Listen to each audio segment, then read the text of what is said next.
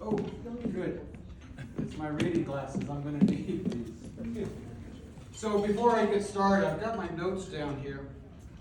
And trust me, you want me using my notes, or there's a good chance we might be here for 3 hours. Because when I start talking to Marines, I start to ramble. I love talking to Marines. I don't like talking in public, but talking to Marines is a little bit different.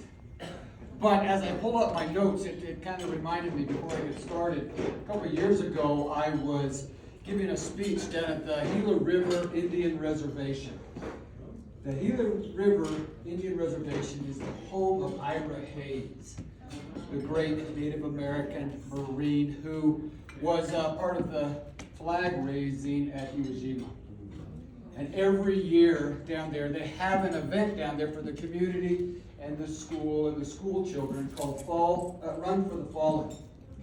And that's what they do. They have this big event, and it's mostly for the children, to teach the children patriotism and the sacrifice of those that went before us. And I mean, it's a beautiful event. And then the kids just start running around the track, and they do it for hours. But I was asked to go speak at this event, and I was a little bit nervous. And so we show up and we do the event, and it was just beautiful. And then when it came time for me to get up and speak, I moved up onto stage. And there up on stage, all along the back were a number of chairs, and they were filled with the tribal elders and local dignitaries, and the governor of Arizona was there. But down at the end were 2 Native American Army soldiers. And you could tell they had on their best alpha uniforms that looked like they had squeezed into them, kind of like we look tonight. And but they were proud. They looked good, and they were proud to wear them that day. But like I said, I was nervous. I got up on stage, and I get up there, and I look over at them, and they give me nothing. They just give me this stone look, and I thought, well, now I'm really nervous. And I reach under the podium, and I pull out my notes like I have here, and I open up the book. And one of them says, just loud enough for like the whole audience to hear, he said, "Hey, look, he's got a book." And the other one said, "Yeah, I didn't know Marines could read." And I tell you what, I cracked up, the crowd cracked up, they cracked up. I looked over at them, and they were grinning from ear to ear. And so I had to stop. I had to go shake their hand, and I thought, well, that broke the ice. Even if the rest of the speech is terrible, I think we're going to be okay. But it kind of got me thinking, you know, there is a difference between soldiers and airmen and sailors and Marines. There's a lot of good differences, but you've got to admit, brothers, sometimes we're not quite right. We're a little bit different. Would you agree? I mean, who else? Hoorah! Hoorah! Who else, if given the opportunity of any of the services, the Army, Navy, Air Force, Marine, Coast Guard, and now Space Force, who would join the Marine Corps when you were promised nothing but the hardest training, the longest training, the fewest bases, the smallest budget? We get all of our weapons as hand-me-downs from the Army.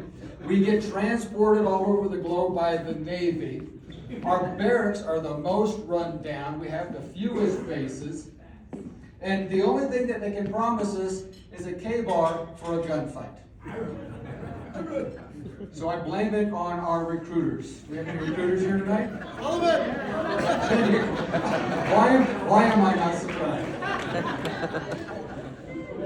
I blame it on the recruiters, those silver-tongued devils.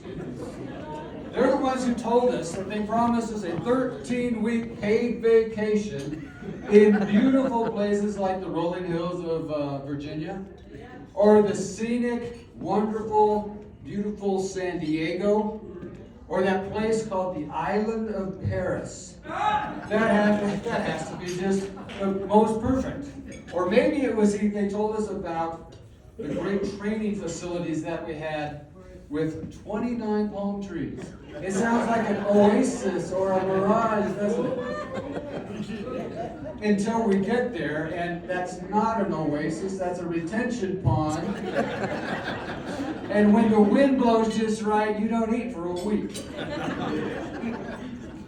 Or maybe they told us about these dress blue uniforms, and you got to admit, they make us look pretty sexy. No, I make light of the fact why these young men and women join the Marine Corps. These young men and women, they know exactly what's in store for them. That's why they join. They see Marines like yourself. They look at the prestige and the honor and the history and traditions of Marines. They know what they are in for. They know the history and the legacy. But they wanted to join a warrior class. They wanted to be part of what you all are part of. And they understood the Spartan lifestyle that sometimes that includes, and the hostile situations that they get thrown into. And that's why they joined, and that's why you joined. Good evening, ladies and gentlemen. I'm Sergeant Major Foster, United States Marine Corps retired. I was in the Marine Corps for 30 years. For more than half my life, and it was the joy of my life. I come from a Marine Corps family. My two oldest sons both honorably served in the Marine Corps. My brother, who's here tonight, served in the Marine Corps, and he got out as a gunnery sergeant. His son honorably served in the Marine Corps. His son-in-law also served in the Marine Corps honorably. And then we have a nephew who served in the Army. And so during this week, we don't talk to him. Now he's a great young man. During my time in the Marine Corps, as my bio said, oh, by the way, my bio, I had my bio, I threw it into ChatGPT. If you've never done that, try it. It throws some words in there that you wouldn't believe. But I was lucky enough in my Marine Corps to bounce from billet to billet. I started out in military law, and then after 9/11, I moved to combat arms, a number of infantry units, moved to special operations unit, combat training units. I was part of headquarters squadrons and battalions, as well as aviation units. And during this time, I worked with some of the best men and women anywhere in the world, as you well know. I served with the most junior devil dogs and the most senior leaders in the Marine Corps. It's been quite a ride. It's my honor to be here tonight. You know, 30 years in the Marine Corps, one thing that I always found amazing is how the Marine Corps can take a seemingly perfect, enjoyable activity and turn it upside down into something painful, and torturous, and uncomfortable. I mean, for instance, and think about taking a walk, taking a hike up in the mountains, along the countryside with your buddies, with a backpack up a mountain trail. What does the Marine Corps call it? A macress. How many of you remember the macress? 20 miles, there you go. Combat load, 70-pound pack, weapon, 20 miles in under 8 hours. Which left us with blisters the size of silver dollars that when you run them together, it's even bigger. And left us chafed so bad that we walked bow-legged for a week. You remember? I see you now. Or one of my favorite activities is going out with your buddies shooting rifles. Nothing could be better. It's fun. What does the Marine Corps call it? It calls it grass weeks. Remember that? Where the Marine Corps, for 2 weeks, they contort you into positions that shouldn't be humanly possible, and they make you stay in those positions for what seems like hours. And what were we aiming at? A white barrel. Do you remember that? For days and days. And then the Marine Corps has a way of turning things upside down again. What could be better than a birthday party? We all love birthday parties. But in the Marine Corps, it's called the Marine Corps Birthday Ball. And you remember when you were active duty, you remember the program, it took months to prepare. And it took weeks of drill practice. It took days of working parties. It took hours of getting the uniform ready. And then you remember it was mandatory. Now they couldn't say it was mandatory, but if you didn't go, what happened? You're on duty for the rest of your life. So you dug deep, and it usually cost whatever you had left at the end of the month. So now you were strapped, no laundry for that month. And usually they got a speaker up there that talked for an hour and a half. Mine's only an hour and 20. But what was always funny is you had a sword detail up here. Remember that? And inevitably, the speaker would talk for an hour and a half, and one of those devil dogs would lock his knees. And before you knew it, there was a Marine passed out on the ballroom floor with a sharp sword in his hand. And that usually meant the speech went too long. So over my military career, my Marine Corps career, I have gone to, and I counted, I think, 40 Marine Corps balls.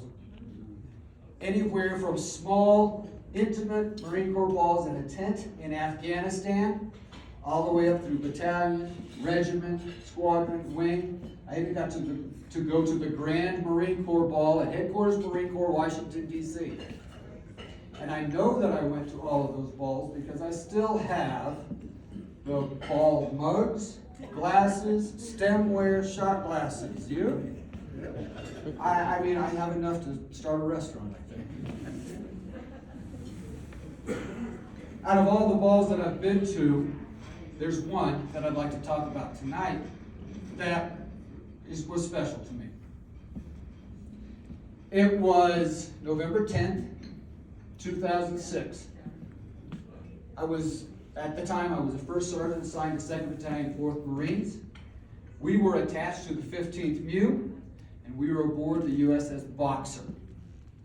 The Navy had made us a great big sheet cake, and we had the ball on the flight deck of the Boxer. But what made this ball special is just the day before we had received word that Echo Company 2-4 was being sent into Ramadi within the next 48 hours.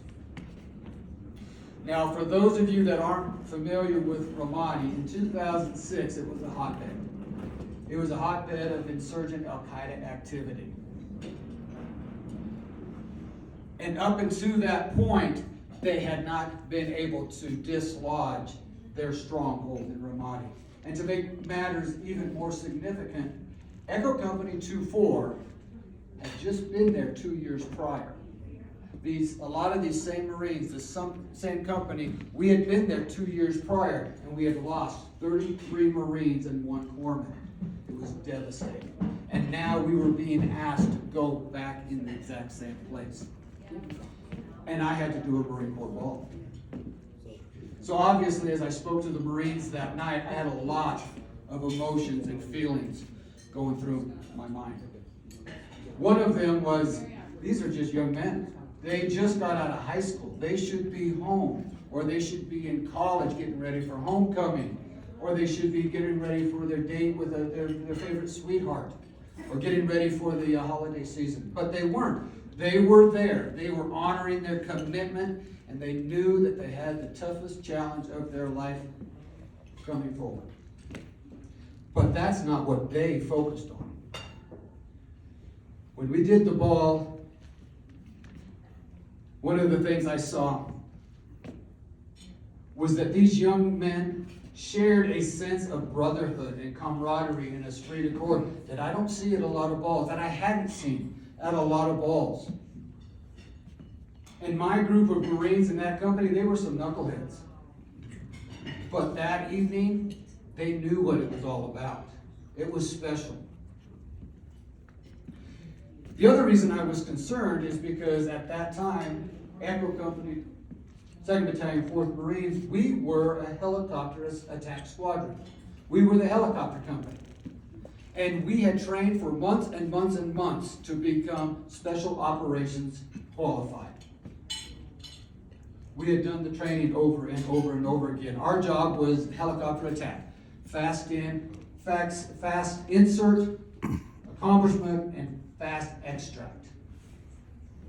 We had done that over and over again. But now, we were being told that we were being dropped off into Ramadi foot mobile with nothing more than what we could carry on our backs. Now, you've heard the saying that all best plans never make it through first contact.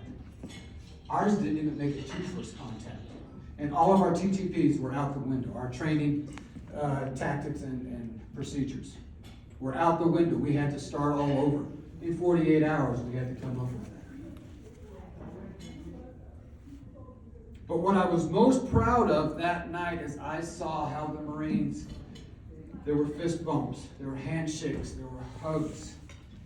They were reaffirming their commitment to their brotherhood, to their esprit de corps, to their camaraderie, letting each other know that no matter what kind of hell we're going into, we will do our best to have each other's backs. You can count on me. And that's what brotherhood is all about. And when I use the expression brotherhood, I'm talking about my male Marines and my female Marines. I'm talking about the Marines and the corpsmen. These are our brothers. So, that evening we knew that there was a chance this might be the last time we saw some of our brothers alive. And it weighed heavy on them. So what was supposed to be a 60-day surge into western Iraq threw us a curve. We were extended in country 3 times. 60 days turned into 3 months, 3 months turned into 6 months, and then just short of 9 months later, we finally redeployed home. But during that time, almost every single day we were under constant attack by the Navy, by Al-Qaeda. With small arms fire, with rocket-propelled grenades, and mortar attacks. The constant drumbeat of attacks was the norm. It was not the exception. Now, it's during this time I'd like to share a story, and it talks about brotherhood. And it's about Sergeant Espinoza. Sergeant Espinoza, or we call him Espo, he recruited out of El Paso, Texas at the age of 17. He joined the Marine Corps to serve his country, to serve gallantly, to go to all those far-off places that his recruiter promised. But Sergeant Espinoza had seen more combat to this point than almost any other of my young Marines in the company. You see, he was one of the Marines that 2 years prior was in Ramadi. 2 years prior, one night he was on duty when a 120 millimeter mortar round came flying through the window of the outpost. When it exploded, it destroyed the outpost, killing 4 Marines that night. Sergeant Espinoza survived, but he did have serious shrapnel in the neck and in the back area. He was casevaced, and at the age of 18, he received his first Purple Heart. Now, 2 years later, we were going back into Ramadi. And Sergeant Espinoza was one of my only sergeants. When we first touched down in Ramadi, we connected with a Task Force 19, an Army infantry unit. They tasked us with clearing an area called the Malab District. The Malab District, the U.S. Army had been taking a lot of casualties from that area. So now that was our area of operation. And so we hit the ground running. We began patrols right away, and we began patrols in and around the Malab area. Now, the Malab area was south of the industrial district where we were. But between the industrial district and the Malab district was an area about 3 kilometers by 3 kilometers. That was the hotbed. That was where Al-Qaeda leadership and militants were dug in hard. It was called the Heart of Darkness. We started our patrols around that area, and what we were trying to do was determine patterns of life, which is trying to see when and where people went, when they ate, when they left the streets, trying to figure out avenues of approach and egress, trying to find the community centers, and then trying to see any insurgent activity if we could find it. On the 29th of November, 2006, Echo Company, we'd only been in country for 17 days. On that morning, 2nd Platoon was tasked with, again, clearing areas near the Malab, but today they were tasked with an area that hadn't been cleared in quite some time. So as 2nd Platoon, they prepared to clear this area. Sergeant Espinoza woke up his squad at 06 that morning and got them prepared for a daylight patrol. Well, we soon learned that daytime patrols weren't a good idea, and that soon came to an end. But on this particular day, Sergeant Espinoza, or Espo, got his squad ready for the patrol, made all of their comm checks, coordinated with security, coordinated with Overwatch, who we placed on top of OP Hotel, which had a clear sight of most of the patrol route, and they were armed with high-powered, long-range guns. The patrol set off as planned, and as 2nd Platoon approached the first objective, Sergeant Espo directed Lance Corporal Ramirez and Corporal Bradford to take each of their 4-man teams to secure the first building. A third team would provide a security around the outside. The first team would breach and clear entry. Second team would clear the building. That building was empty. But there were signs of activity. There were cigarette butts, there were shell casings, and there were what were called spider holes in the wall. They're holes that a shooter could shoot through and not be detected. They moved from there to the second building, to the third building. Everything was about the same. They were empty, but lots of activity. My Marines were good at clearing buildings. They could clear a building in under 60 seconds. Moved to the fourth building, again, empty, they cleared it. But when they were coming out of the fourth building, the last building on that block, they came under heavy machine gun fire. And the Marines scattered. Some of them immediately went back into buildings that they'd already cleared. Some of the Marines bounded forward to the next building that had a rock wall around it. But everybody ran from the hail of bullets. But in the confusion, the Marines were scattered. Sergeant Espo had bound forward and was behind one of these walls. Now, in a situation like this, the first thing you want to do, obviously, is figure out where the enemy fire is coming from. As soon as you can determine that, you try to set security and lay down cover fire, so any Marines that are in an exposed area can quickly move to a more secure area if at all possible.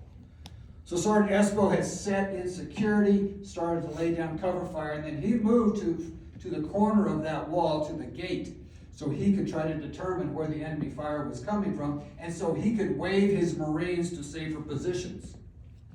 Not able to see around that corner, Sergeant Espinoza got up out of a secure position and moved quickly to the other side of the gated area, exposing himself to enemy fire. It was then that he felt a crack in his chest, like he'd been hit by a baseball bat at full swing, and he immediately went down.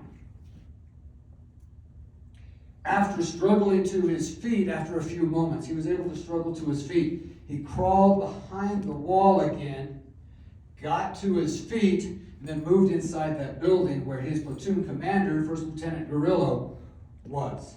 But as soon as Espo made it inside the room, his knees started to shiver, his legs started to quake, and he collapsed.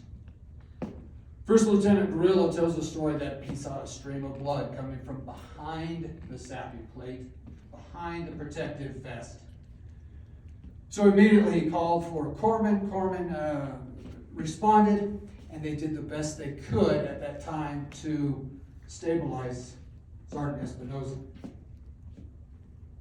I was on QRF, which was Quick Reaction Force, and we started getting the phone calls that we had a Marine down, Marine down. At that time, we jumped into gun trucks. We moved immediately to that position. We were able to get Sergeant Espinoza into the gun truck as quickly as possible, and then we moved him down to Camp Corregidor Medical Unit. Sergeant Espinoza was in and out of consciousness a number of times during that time. We got him down to the medical unit. We pumped him full of morphine. We wrapped him as tight as we could, and then we got him down to the LZ and put him on the back of a CH-53 to get him down to TQ, out to Cato. During that flight, Sergeant Espinoza, one of the times he woke up and he saw a corpsman with defibrillators in his hand, staring right down at him. And the corpsman said, "Well, hello, we lost you there for a while." He brought him back to life.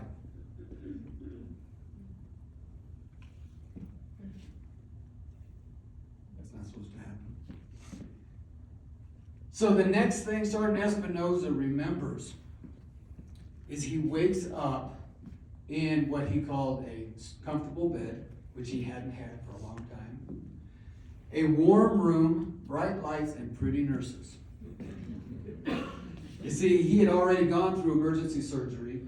They had saved his life 2 more times.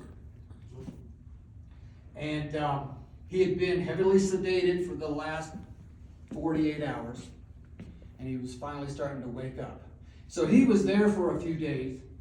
And during that, one of those times, he asked the attending nurse, he said, "Nurse, why is there a Superman pillowcase on my pillow?" And she said, "We've never had anybody survive a gunshot wound like that. So we gave you that pillowcase. You're the new Superman around here." From there, he was sent up to Balad Airfield that had better medical facilities and a recovery unit.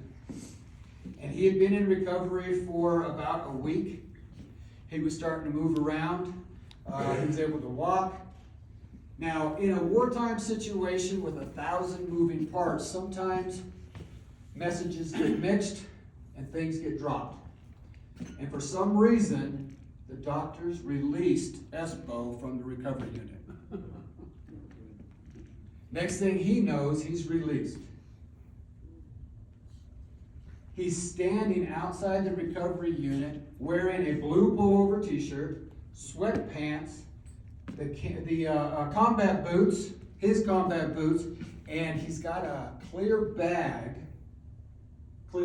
plastic bag with his bloody camis still in there from the day that he went down. Standing out there, not knowing what to do, and he says, "Well, I got no guidance. It's time to go." Now get this. Espo then went over to the Balad Airfield in civilian clothes, got on a CH-53 that flew him to Baghdad. He then caught a connecting flight from Baghdad to Fallujah, from Fallujah into Camp Ramadi. Now, Camp Ramadi was a large military base on the other side of the city from where we were in the industrial district. And then like at midnight, he's at Camp Ramadi. He was able to find a CH-46 heading our way, and he flew back into Camp Corregidor where he had been medevaced 2 weeks prior. Still in civilian clothes, he left Camp Corregidor, walked down Route Michigan in civilian clothes with no weapon and no armor. How many of you are familiar with Michigan? That's not the place you want to be with no weapon and no armor. He walked down Route Michigan into the combat outpost and like an angel walked into the CP. And there at 3 o'clock in the morning, he turns and he says to the radio man, "Lance Corporal Merari, do you think you could get my OIC on the net?" And I'm sure Merari, after he picked his jaw up off the floor, he says, "Aye, Sergeant," right away. The next thing I know, because I'm a tent over, I hear Longhorn 8, this is Longhorn COC, over. "First Sergeant, you might want to get up here." So immediately I jump up. I still don't know what he's talking about. I jump into the CP, open up the tent, and there is Sergeant Espinoza standing there in civilian clothes. Now, in the back, I've got a book. It's called Echo in Ramadi, and we'll talk about it in a second. But in that book, which I didn't write, it says that I'm not usually a yeller, and it says that I just exploded. And I read Espo the Riot Act. I don't know. I don't remember that. I can tell you what I do remember is just being absolutely floored that he's there. He told me the story about how he made it from base to base, still in civilian clothes. Sweatpants, for God's sakes. And then I asked him, Espo, what are you doing here? And he said, this is where my brothers are. Where else would I be? Pretty amazing. Just so you know, Espo went on to serve a number of different tours. He went on to become a recruiter, and he's doing great things out in California. Awesome.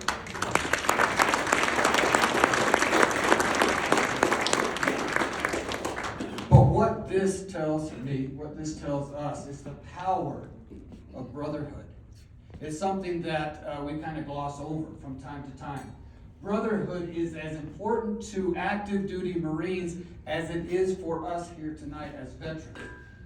Brotherhood is what gives us strength, what gives us courage, what gives us confidence. It's our brothers that give us our energy. When we are by ourselves, sitting in our lazy boys watching YouTube, we're losing our power. We're losing our purpose. We're losing our energy. And I can tell you that from first-hand experience. This is where we get our power from. This is where we get our superpower from. And ladies and gentlemen, in today's world, this world needs Marines with superpowers.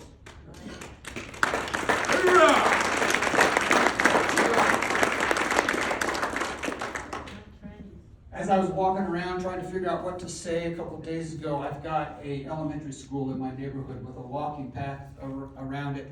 And as I was walking around trying to figure out what to say, I heard the kids come out for recess, and I heard them laughing and squealing and giggling and carrying on.